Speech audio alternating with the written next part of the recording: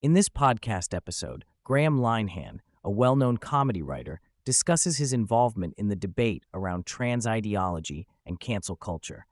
He talks about his experiences of being canceled and the lack of support from his colleagues in the industry. He also shares his thoughts on the importance of standing up for women's rights and fairness in sports. Graham Linehan explains that he got involved in the debate around trans ideology and cancel culture after witnessing the vicious pushback against a joke he made about a trans character in an episode of the IT Crowd. He also mentions his shock at the lack of support from his colleagues, including those who had benefited from working on his shows. Despite the potential impact on his career, Linehan felt compelled to speak out in defense of women's rights and fairness in sports. Linehan describes the challenges he faced after speaking out, including being targeted by online trolls and experiencing pushback from within the industry. He also discusses the isolation he felt during the COVID-19 pandemic, which further exacerbated his sense of being canceled and marginalized.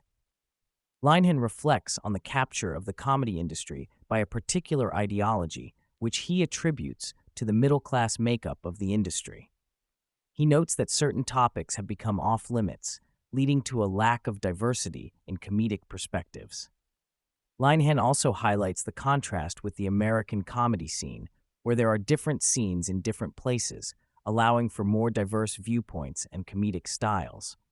Despite the challenges and pushback, Linehan emphasizes the importance of speaking out against the injustices he sees in the industry and society. He shares his motivation for standing up for women's rights and fairness in sports, citing examples of women being targeted and marginalized in the name of inclusivity. Linehan describes how a small, highly motivated minority has been able to control the conversation around gender ideology and silence those who disagree with their views. He compares this to a party game called Werewolf, where an informed minority can manipulate a larger group of people through hidden information. He explains that this tactic has been used to groom organizations and institutions, leading to the suppression of dissenting voices. Linehan shares how his career has been affected by cancel culture, citing an example of a musical based on the popular sitcom Father Ted that he co-wrote. He explains that the production company, Hat Trick, has refused to move forward with the musical due to his views on gender ideology. Linehan expresses frustration at the lack of support from his colleagues and the industry as a whole, despite his previous contributions and success. Linehan discusses the influence of middle-class movements in perpetuating cancel culture. He highlights the case of J.K. Rowling, who faced backlash for expressing similar views on gender ideology. Linehan suggests that the movement is driven by a desire to silence dissenting voices, even those with impeccable credentials and a history of supporting liberal causes. Linehan opens up about the toll that cancel culture has taken on his mental health and finances. He shares personal struggles, such as hiding his car to avoid repossession and feeling isolated within the industry.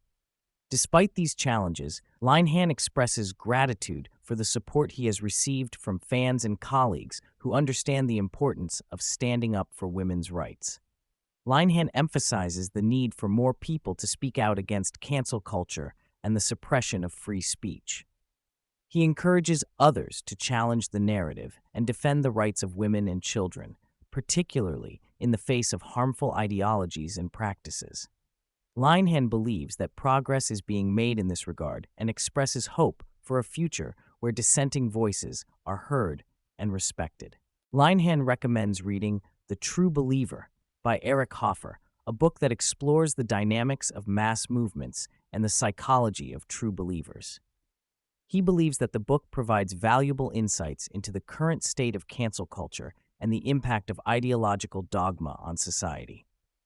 Linehan suggests that reading this book can help individuals understand the underlying motivations and tactics of cancel culture.